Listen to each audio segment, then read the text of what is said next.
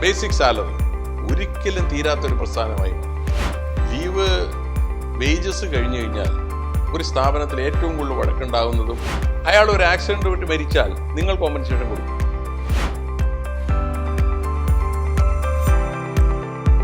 നിങ്ങൾ വർക്കേഴ്സിനെല്ലാം പേയ്മെന്റ് കൊടുത്തു, 7-ാം തീയതിക്ക് കൊടുത്തു.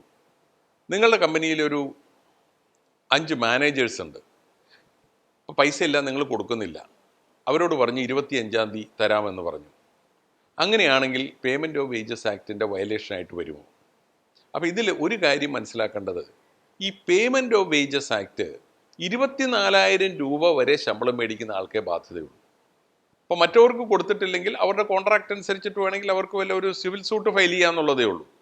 പക്ഷേ പേയ്മെൻറ്റ് ഓഫ് വേജസ് ആക്ടിൻ്റെ കീഴിൽ അവർക്ക് പരാതിപ്പെടാനുള്ള അവകാശമില്ല. കാരണം അവർ ഈ 24,000-ൻ്റെ മുകളിലാണ് ഈ മാനേജർമാരുടെ ശമ്പളമെങ്കിൽ അവർക്ക് ഈ പേയ്മെൻറ്റ് ഓഫ് വേജസ് ആക്ട് അനുസരിച്ചിട്ടുള്ള ഒരു ആനുകൂല്യങ്ങൾക്കും ഒരു പ്രൊട്ടക്ഷനും അർഹതയില്ല.